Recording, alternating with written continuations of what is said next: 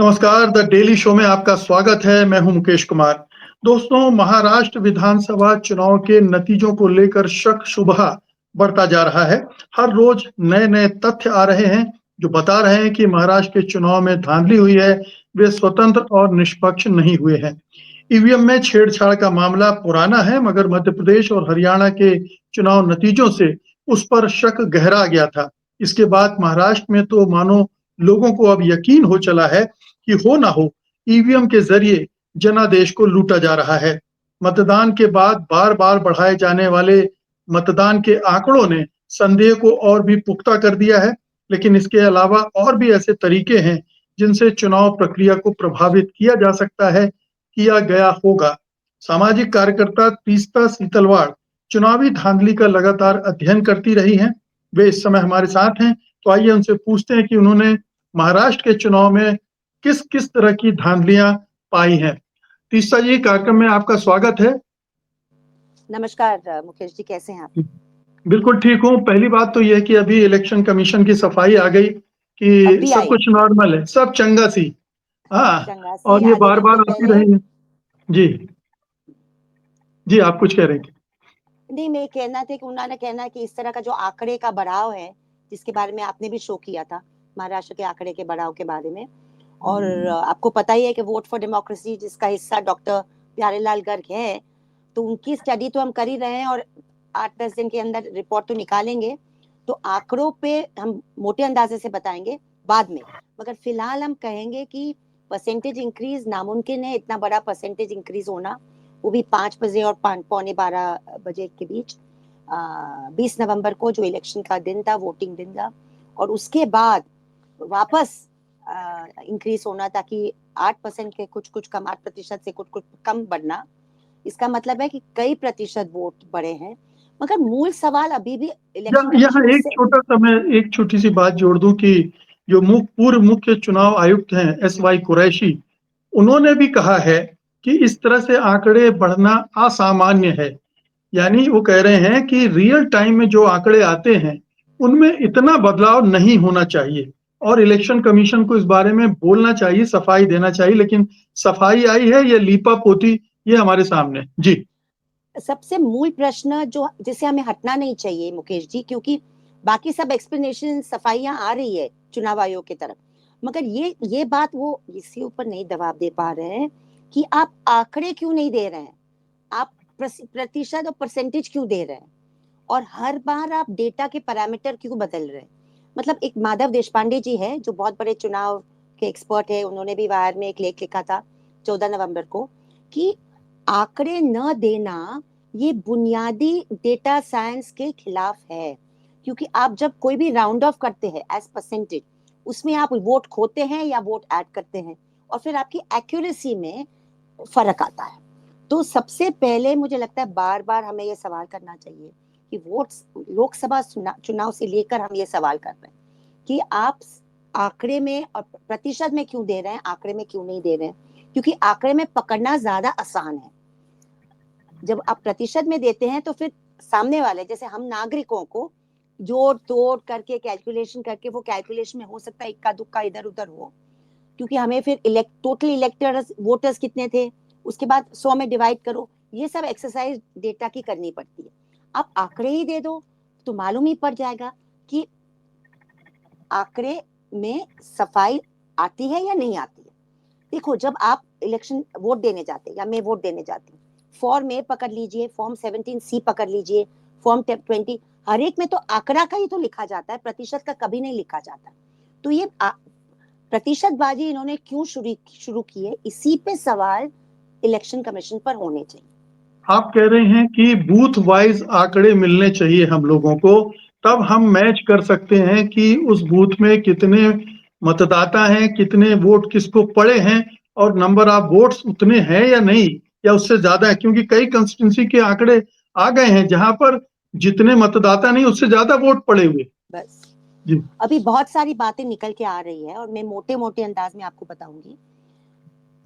बहुत सारे कॉन्स्टिट्यूएंसी से, कुछ 95 कॉन्स्टिट्यूंसी से बात ये आई है कि ईवीएम में वोट जो पड़े और जो गिनती में हुए उसमें फर्क है, या तो कम है या तो ज्यादा है, कई ज्यादा है या कम है। ये प्रियंका चतुर्वेदी जी ने भी उसका ट्वीट किया था। प्यारेलाल जी ने भी हमारे प्रोग्राम में ये कहा था जी। हाँ, तो हमारे जो एक लोकमत, एक महाराष्ट्र मराठी पेपर है, उन्होंने पहले दिन छापा था 92 कॉन्स्टिट्यूंसी के बारे में। तो अभी ये सब खोज रहे लोग और निकाल रहे हैं।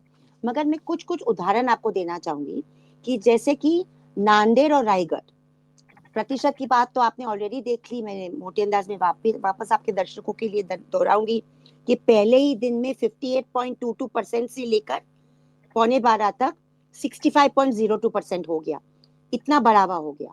और फिर काउंटिंग मतलब गिनती के दिन के पहले 23 तारीख के पहले वापस 1% कुछ कुछ बढ़ गया, तो 7% 7.83% का vote according to the voter app ही बढ़ गया है। ये काफी वोट हो जाते हैं।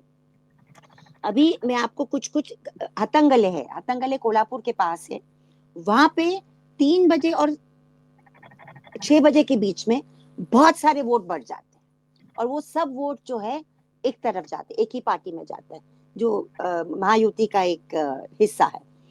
ये कहाँ से मिले आंकड़े की 3 से 6 के बीच में बहुत वोट पड़े और वो महायुति को गए? ये वहीं के पोलिंग एजेंट ने ट्विटर पे डाला है। मतलब लोग अब क्या कर रहे हैं कि जो भी उनके पास छोटे मोटे पुरावे आ रहे हैं वो इकट्ठा कर करके वो लोग डाल रहे हैं और खुद ब खुद वो लोग चुनाव आयोग के पास जाके 4 या 5 चीजें कर रहे हैं। आज मेरी जानकारी में कांग्रेस पार्टी, शरद पवार एनसीपी और शिवसेना यूबीटी के कम से कम 65 कैंडिडेट ने एसएलयू वेरिफिकेशन के दावे डाल दिए, मिनिमम मैं कह रही हूँ। मतलब जी। एसएल वो जो सुप्रीम कोर्ट का एक 26 अप्रैल का ऑर्डर था कि आप अगर पर मशीन 40,000 प्लस जीएसटी देंगे तो पैसा भर के भी, कैंडिडेट ने कहा, जब वो भरने जाते हैं तो उनको मालूम पड़ता है कि जुलाई 2023 का जो टेक्निकल एसओपी है वो भी सुप्रीम कोर्ट ऑर्डर के कंटेम्प्ट में है, क्योंकि वो मॉक पोल की बात कर रहा है। हालांकि सुप्रीम कोर्ट में मॉक पोल की कोई बात नहीं है, वहां पे 5% रैंडम एसएलयू माइक्रो प्रोसेसर की चेक की बात है। तो कितने स्टेजेस पे चुनाव आयोग की पारदर्शिता और निष्पक्षता पे सवाल उठ रहे हैं, ये मुझे बहुत दुख हो रहा है। क्योंकि मैं बार बार ये कहती हूँ कि 77 में भी इमरजेंसी के बाद, आपातकाल के बाद जब चुनाव हुए थे तो चुनाव आयोग पे प्रश्न कभी नहीं हुआ था कि चुनाव फेयर होंगे कि नहीं। अभी बिल्कुल। जो 2019 से ये सिलसिला चल रहा है, अभी तो ये आंकड़ा सामने आज सुबह आया है जो रोहित पवार जी ने डाला, इसलिए मैं सिर्फ बता रही हूँ आपके दर्शकों को। अभी ये सब वेरीफाई करना होगा कि 2006 महीने के अंदर 2024 में के 20 मई के चुनाव लोकसभा के और अभी जो हमारे 20 नवंबर के विधानसभा के चुनाव महाराष्ट्र में हुए, उसमें मई महीने में 5,71,00,000 वोटर थे टोटल महाराष्ट्र में। जी। हाँ, और अभी आंकड़ा जो दिखा रहा है 6,85,00,000, मतलब 78 लाख इंक्रीज ऑफ वोट 6 महीने में। अभी ये वेरीफाई करना पड़ेगा, मगर ये बहुत ही अननेचुरल जैसा इंक्रीज लग रहा है। अभी कराड़ साउथ जो सातारा में आता है, जहाँ पे पूर्व मुख्यमंत्री पृथ्वीराज चौहान जी लड़े थे, लड़ चुके, वो हारे भी 30,000 वोट से। वहां पे हमने आंकड़ेबाजी किसी कार्यकर्ता, वहां के बूथ एजेंट ने करके हमें दिखाई कि लोकसभा चुनाव में वहां पे टोटल वोटर्स इतने थे, इस बार वोटर्स 42,000 से बढ़ गए और 42,000 में से 41,000 वोट अतुल भोसले को पड़े जो भारतीय जनता पार्टी के कैंडिडेट। तो इस तरह की चीजें एक जो कॉन्स्टिट्यूंसी में 42,000 वोट बढ़ना, विधानसभा कॉन्स्टिट्यूंसी में, लोकसभा की कॉन्स्टिट्यूंसी हो तो समझ में आता है, फिर भी एक नांदेड़ का देखिए, नांदेड़ में 56,000 बढ़े हैं। वही नांदेड़ जहाँ पे लोकसभा बाईपोल में कांग्रेस जीती है और 6 के 6 असेंबली में बीजेपी जीती है इस बार, उसी दिन इलेक्शन हुआ। हो सकता है भाई लोग एक पार्टी को पसंद करे केंद्र में और दूसरी पार्टी को, मगर थोड़ा सा सवाल तो पैदा होता है। हाँ, और 56,000 बढ़ गया। आंकड़े हमारे ये भी दिखाते हैं कि नांदेड़ और रायगढ़ में ये प्रतिशत का जो वोट है वो सबसे ज्यादा बढ़ा है ये 2 जिले में, और ये 2 जिले में महायुति के कैंडिडेट जीत के आए हैं। तो देखिए, अगर हम सब आवाम जनता में इतने सारे सवाल पैदा हो जाते हैं, चाहे वो ईवीएम के बारे में हो या टेक्निकल एसओपी के बारे में हो, पारदर्शिता के बारे में हो, निष्पक्षता के बारे में हो, चुनाव आयोग का फर्ज किसकी तरफ है? जनता आवाम की तरफ है या सरकार की तरफ है? ये बिल्कुल मुख्य सवाल है ना, ये मुख्य सवाल है कि डेटा का भी जो है, आपका वोट है, मेरा वोट है, महाराष्ट्र के वोटर्स का वोट है, ये डेटा की प्रॉपर्टी भी महाराष्ट्र जनता आवाम की प्रॉपर्टी है।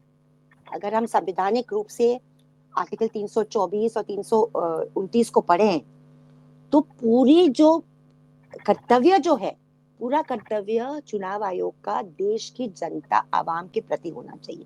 उनका विश्वास कभी नहीं टूटना चाहिए चुनाव प्रोसेस में। बिल्कुल, वो तो मेरे हमारे मतलब कहना चाहिए लोकतंत्र की आत्मा है। अगर बस उसमें कहीं चोट हुई है तो लोकतंत्र घायल हो गया, जख्मी हो गया। बिल्कुल बिल्कुल। जी, यहाँ एक प्रश्न जो हरियाणा के चुनाव के समय डॉक्टर गर्ग ने भी उठाया था कि जहां-जहां ये मिसमैच पाया गया है, हरियाणा का उन्होंने उदाहरण दिया था कि 19 सीटें ऐसी हैं जहां पर ये थोड़ा वोट पड़े हैं और वहां बीजेपी ले गई वो सारी सीटें। क्या महाराष्ट्र में भी ये पैटर्न देखने को मिल रहा है? सर, जैसे मैंने कहा कि मैं थोड़ा सा कॉशियस रहती हूँ पूरा बताने में, क्योंकि हम लोग स्टडी कर रहे हैं। अभी हमारे जो आंकड़े प्रतिशत के निकाले डॉक्टर गर्ग ने, वो हम लोग क्रॉस चेक कर रहे हैं और हमें ये दिखने को आ रहा है, दिखाई दे रहा है कि 130 3 कॉन्स्टिट्यूंसी में कुछ प्रॉब्लम आए हैं, इस तरह का ज्यादा बढ़ावा हुआ है, जिसमें रूलिंग महायुति ज्यादा बेनिफिशियरी रही है। मगर जैसे मैंने कहा, बस हमें 8 दिन का समय दीजिए थोड़ा सा, क्योंकि आंकड़े अवेलेबल नहीं है मुकेश जी, आपको भी पता है। हमें हर जगह से निकाल के उसको क्रॉस चेक करना पड़ता है। ऑलरेडी आज एक क्लैरिफिकेशन आ गया है, कल एक वायर के आर्टिकल पे भी एक नोटिस आ गई थी चुनाव आयोग की। चुनाव आयोग बिना सवाल के जवाब देना, वो नोटिस से भेज रहा है जनता आवाम को कि आप इस तरह की बातें सोचो ही मत, सवाल करो ही मत।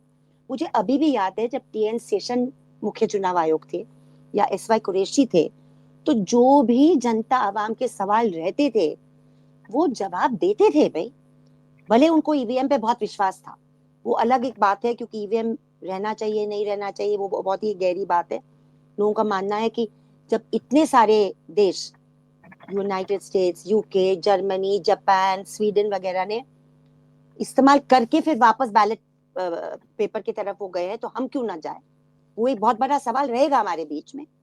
मगर कम से कम एटीट्यूड जो देखिए, मानसिकता जो देखिए चुनाव आयोग की, बहुत ही डिस्टर्बिंग है, बहुत जी, ही डिस्टर्बिंग है। संवैधानिक संस्था अगर जनता और आवाम के प्रति इस तरह का कंटेंट दिखाएगी कि हम सवाल का जवाब देने वाले ही नहीं है, तो आप जनता को क्या संदेश दे रहे हैं? नहीं वो तो बदतमीजी की हद तक चला गया है। जब बस बस कांग्रेसियों ने शिकायत की थी तो उन्हें एक तरह से उन्होंने डांट के भगा दिया। बस बस बस उनकी उनकी बस। उनकी उनको खारिज कर दिया उनकी एप्लीकेशन को। तो ये तो आप जो कुछ बात कर रही हैं तीस्ता जी, ये आंकड़ों के जो आंकड़े उपलब्ध हैं उनके आधार पर कर रही हैं। जी जी अभी बहुत कुछ ऐसा है जैसे ईवीएम का खेल हुआ है, ये इससे कोरिलेट होगा बाद में जाकर। अगर बिल्कुल। आंकड़े इस तरह के आते हैं तो ईवीएम के जरिए इस दौरान में जो वोट परसेंटेज आप बता रहे हैं कि बढ़ गया, ये कहाँ बढ़ा, किसने बढ़ा है, कैसे बढ़ा है, ये सवाल उठेंगे।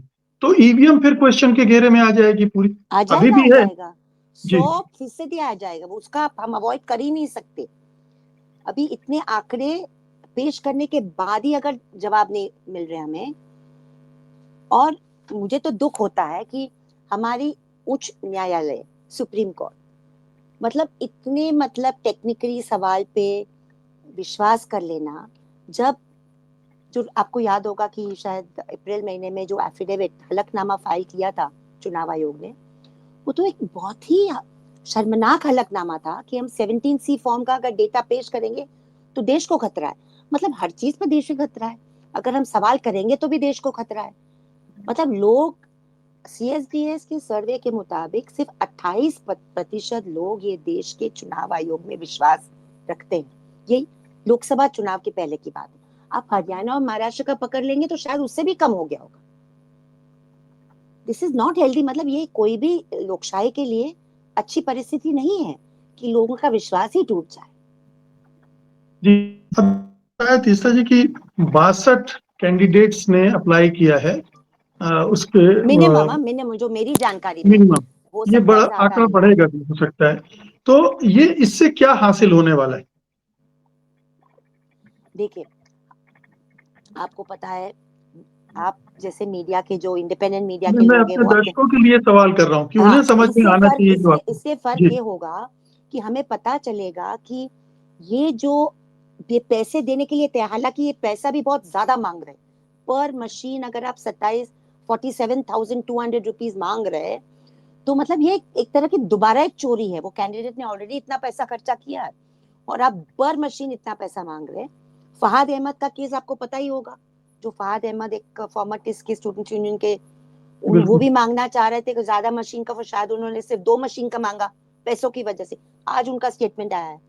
तो बात ये है कि आप टेक्निकल एसओपी को के मुताबिक आप कह रहे हैं कि हमें हमारा 5% एग्जामिनेशन चाहिए। ये बूथ, मतलब ये इलाके के हमको मशीन का माइक्रो प्रोसेसर खोल के देखना है कि इसमें कुछ गड़बड़ी है कि नहीं, पूरा टेक्निकल वेरिफिकेशन।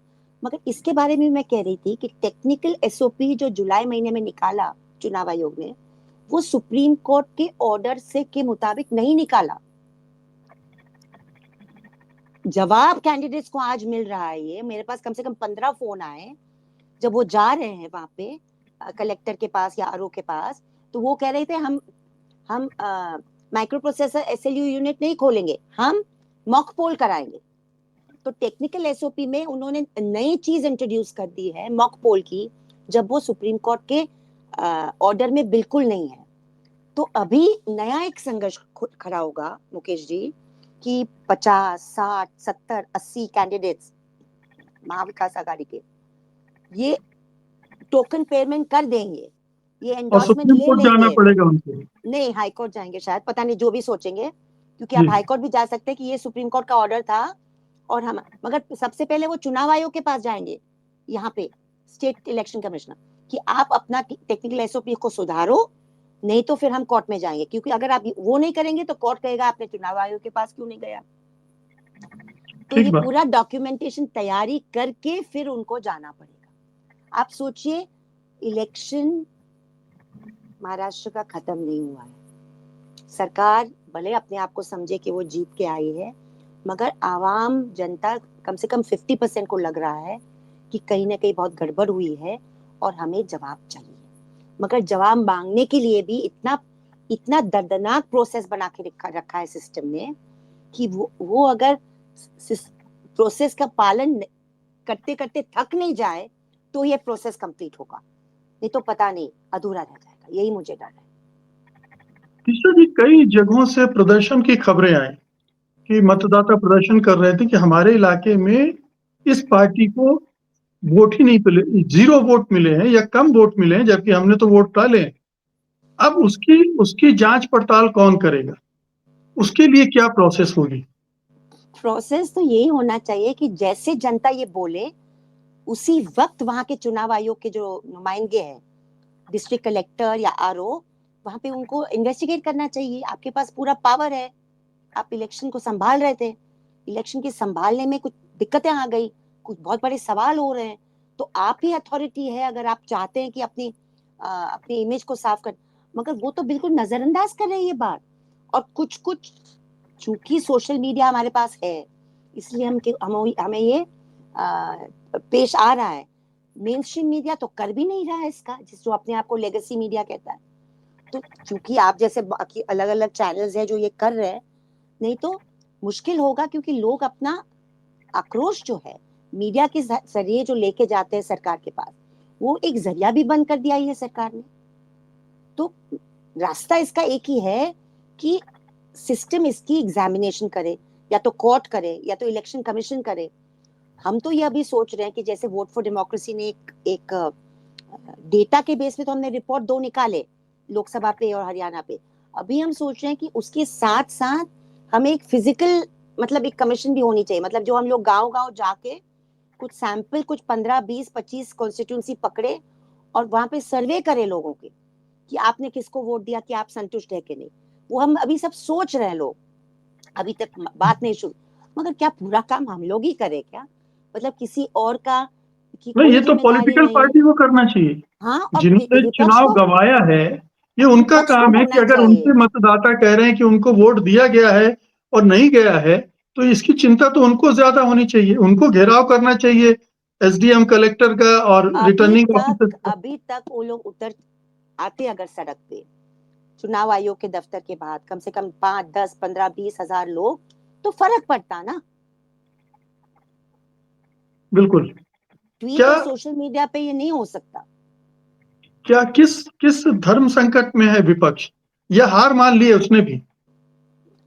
देखिए, एक तो मतलब किस बात पे आंदोलन होना चाहिए उस पे चर्चा हो रही। क्या ईवीएम पे डायरेक्ट अटैक होना चाहिए, पेपर बैलेट मांगना चाहिए, या क्या होना चाहिए, ये सब बारीकी पे चर्चा चल रही। मगर मुझे लगता है सबसे पहले, अगर ये मोटा, मैंने बार बार कहा कि इलेक्टोरल मैल प्रैक्टिसेस, इलेक्शन में धांधली, ये इस तरह की बात रख के आप उतर के आओ। फिर धीरे धीरे जैसे आंदोलन पकड़ता है वैसे आप उसको फाइन ट्यून कर सकते हो कि कौन से बात पे हमको क्या क्या चाहिए, एक्सपर्ट्स को पूछ के, depending on ground level situation. मगर आप अगर सड़क पे उतरना ही भूल गए, आप अगर जो सड़क से सांसद तक हम कहते हैं ना कि अगर लोकशाही को जिंदा रखना है, संविधान को जिंदा रखना है, तो वो सिर्फ कमरे में बैठ ट्विटर करके पे या नहीं हो, सोशल मीडिया और ट्विटर पे ट्विटर नहीं पे हो। नहीं होगा, बिल्कुल नहीं होगा। सड़क से सांसद तक ये लड़ाई होनी पड़ेगी। और अगर सड़क से सांसद पे होनी है तो सड़क पे उतरना विपक्ष न भूले। ये सबसे बड़ी चीज मुझे लगता है ये महाराष्ट्र के चुनाव के बाद ये सीख है कि सीखे तो अच्छा है, नहीं तो लोकशाही और जमहूरियत के लिए बहुत बड़ा संकट पैदा हो जाएगा। संकट वैसे पैदा भी हो गया है। कांग्रेस पार्टी तो ये भूल चुकी थी, लेकिन शिवसेना जैसी पार्टी तो सड़कों की ही पार्टी है। वो भी चुप बैठी हुई है, या मतलब उसका मनोबल इतना गिर गया है कि वो ठीक से लड़ भी नहीं पा रही। ये वजह है क्या? देखिए, इसमें क्या है, इसमें 3-4 बातें हैं। मैं आपको बताऊं कि यहाँ पर शिवसेना यूबीटी का मामला है कि उनको ये अलायंस में फिलहाल तो उनका डिसीजन है रहने का। तो रह रह कर उनको उन्होंने ये देखा कि शिंदे ने बहुत ज्यादा सीट ले ली उनके उनके कैलकुलेशन के बीच। तो वो एक बहुत बड़ा धक्का है उनके लिए, एक बहुत बड़ा धक्का भी है। तो कार्यकर्ता का मोराल वगैरह। मगर मैं आपको एक बात बताऊं कि जो एक लड़ने का एक की भावना अलग अलग एमएलए के बीच में हमने देखी है, क्योंकि हम जो भी तीनों विपक्ष की पार्टी जो मांग रही है डेटा हम दे रहे हैं। हमने मॉडल लेटर्स बनाए थे, 3-4 मॉडल लेटर्स का, इसके बारे में ये शिकायत कर सकते, ये लेटर है, ये लेटर, ताकि फिर वो अपना अपना इस्तेमाल कर सके। लड़ने के लिए शिवसेना यूबीटी बिल्कुल तैयार है। एनसीपी शरद पवार भी तैयारी दिख रही है। कांग्रेस पार्टी भी कम से कम 3-4 अलग अलग रीजन में मैंने उनका इंटरेस्ट देखा है। मगर अनफॉर्चुनेटली कांग्रेस की स्टेट लीडरशिप ऐसी कोई नहीं दिख रही जो उसका कमान ले। ये प्रॉब्लम है कांग्रेस में कि कोई स्टेट लीडर इसकी जिम्मेदारी ले और बोले कि हम इतना कर रहे हैं, वैसा कोई नहीं। मगर हम जानते हैं जैसे नागपुर का एक हिस्सा है, पुणे का हिस्सा है, कोल्हापुर, यहाँ पे ऐसे ऐसे पुणे के 21 सीट में ये लोग लड़ने का उन्होंने निर्णय कर ले लिया।